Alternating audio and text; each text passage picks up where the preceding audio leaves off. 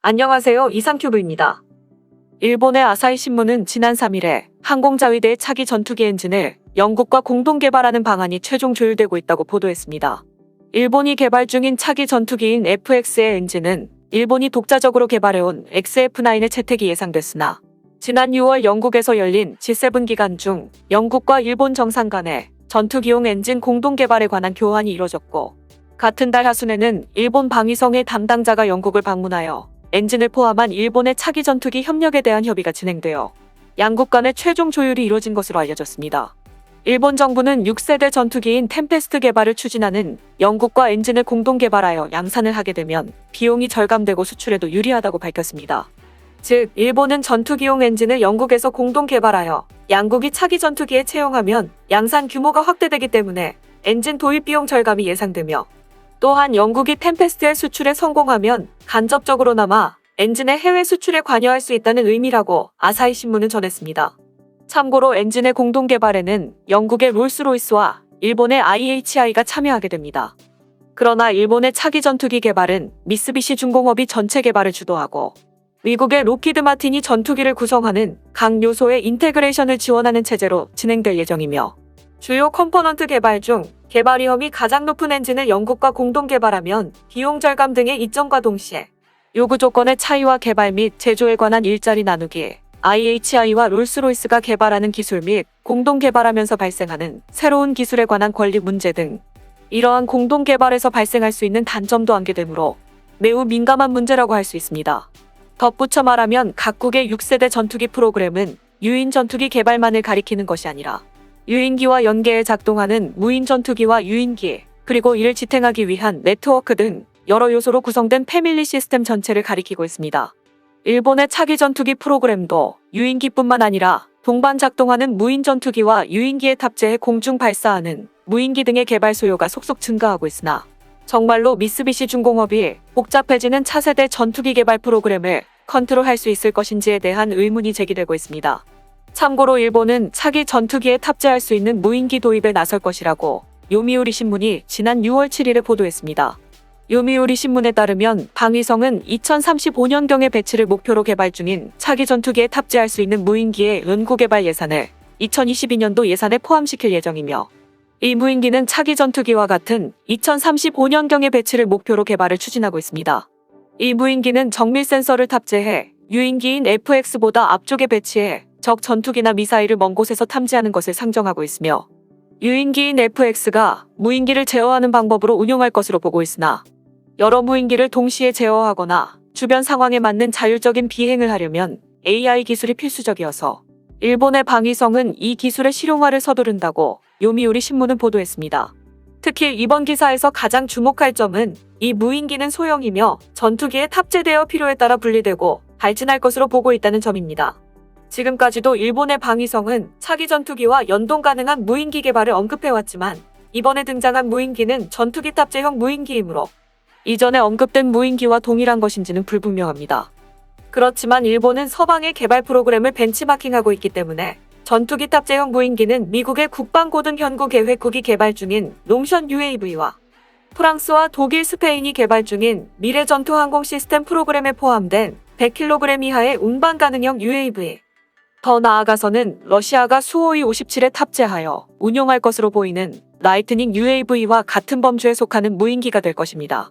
미국의 국방고등연구계획국은 현재 공대공 미사일을 운반할 수 있는 공중발사형 무인 항공기인 롱션 UAV를 개발하기 위해 제너럴 아토믹스와 로키드 마틴, 노스롭 그레먼 등 3개 회사의 예비 설계 작업을 위한 계약을 맺었으며, 러시아는 수호이 57을 개량하여 정찰 및 공격이나 전자전에 사용할 수 있는 10여 대의 라이트닝 UAV를 수호이 57의 웨폰베이에 탑재하는 계획을 추진 중입니다.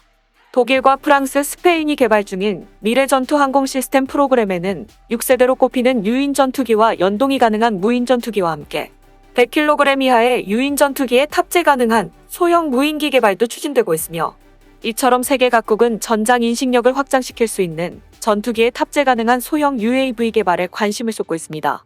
일본의 방위성은 차기 전투기의 패밀리 시스템으로 재사용이 가능한 대형 무인기와 일회용 소형 무인기 등 2가지를 준비할 것인지, 아니면 일본의 방위성이 기존에 언급한 차기 전투기와 연동 가능한 무인기가 이번 요미우리 신문에 등장한 일회용 소형 무인기를 지칭하는 것인지는 확실하지 않지만 일본이 차세대 전투기와 연동되는 무인기를 개발하는 것은 확실해 보입니다.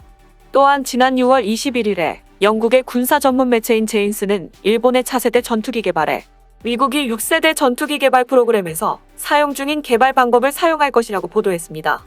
일본 방위성의 홍보 담당자는 영국의 군사 전문 매체인 제인스와의 인터뷰에서 디지털 엔지니어링이라고 불리는 방법을 이용해 자기 전투기의 개발을 진행할 것이라고 설명하고, 일본이 미국을 따라 이런 최신 기술을 도입한 것은 미국과 영국에서의 전투기 개발 흐름을 따라한 것으로, 디지털 엔지니어링은 차세대 전투기의 설계 및 개발, 생산과 유지 보수에서 효율 향상에 기여한다고 설명하고 있으며, 또한 차세대 전투기에 채택할 레이더나 전자장치 등의 항공전자 개발에는 개방형 시스템 아키텍처 개념을 도입하기 위해 연구 중이며, 이 기법은 전투기의 확장성을 높여 앞으로 실시될 업그레이드에 드는 비용과 시간을 줄일 수 있다고 말했습니다.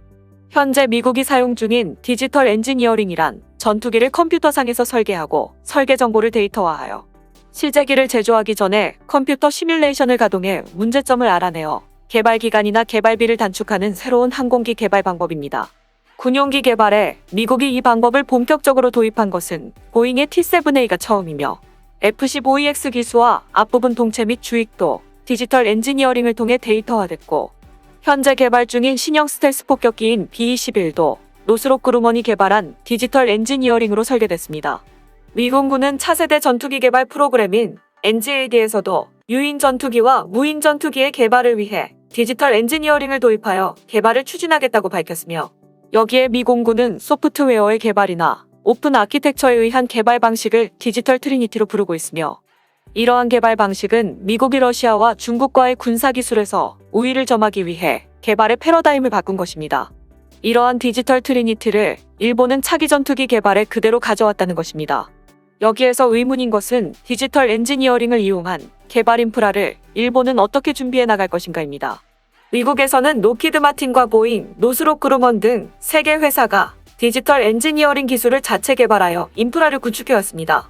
이 3개 기업이 구축한 디지털 엔지니어링은 기술 검증용 항공기를 포함해 시험 제작에 많은 시간과 자금을 투입했다라고 알려져 있습니다. 따라서 일본의 차세대 전투기 개발 사업에는 로키드 마틴도 참여하고 있기 때문에 로키드 마틴의 디지털 엔지니어링 시스템인 스타드라이브를 사용하는 방법도 있지만, 이렇게 되면 개발 인프라를 로키드 마틴에게 의존하게 되어 독자적인 디지털 엔지니어링을 이용한 개발 인프라를 정비할 수 없기 때문에 일본의 항공기 개발은 앞으로도 로키드 마틴에게 계속 의존하게 될 가능성도 있다고 일본의 군사 전문가들은 우려하고 있습니다. 그렇다고 일본이 유인 전투기와 무인 전투기를 동시에 개발하기도 전에 많은 자금이 필요하고 기술 개발에 많은 시간이 걸리는 디지털 엔지니어링 인프라부터 정비를 하게 된다면 일본의 차세대 전투기 사업은 계속 지연될 수밖에 없습니다. 지금까지의 설명이 너무 길어 요약을 하자면, 일본의 차기 전투기 개발은 미쓰비시 중공업이 전체 개발을 주도하고, 미국의 로키드 마틴이 전투기를 구성하는 각 요소의 인테그레이션을 지원하는 체제로 진행되며, 주요 부분 중 개발 위험이 가장 높은 엔진 부분은 영국과 공동 개발하여 실패의 위험성을 줄이려고 하고 있습니다. 여기에 일본은 디지털 엔지니어링이라는 최신 항공기 개발 방법을 도입하여 차기 전투기를 개발하려고 하지만, 현재로선 일본은 디지털 엔지니어링 기술에 필요한 기술이나 인프라를 가지고 있지 않습니다. 어쨌든 6세대 전투기라 불리는 패밀리 시스템의 개발 경험은 아무도 가지고 있지 않기 때문에 일본만의 문제는 아니지만, 과연 차세대 전투기의 엔진을 영국과 공동으로 개발하는 것이 일본에게 유리한 것인지, 또한 미국도 이제야 시작한 디지털 엔지니어링 기술을 인프라와 기술도 없는 일본이 어떻게 도입한다는 것인지 등 일본의 차기 전투기 사업에는 여러 가지 물음표가 붙어 있다는 지적이 일본 내에서도 나오고 있습니다. 과연 일본이 엔진의 공동 개발의 단점을 극복하고 차세대 전투기를 개발할 수 있을지, 아니면 엔진의 공동 개발에 따른 복잡화와 디지털 엔지니어링 기술 도입이 일본의 전투기 개발에 혼란을 초래하게 될지 등이 궁금해지며, 개인적으로는 일본은 후자의 길로 가고 있다고 생각됩니다.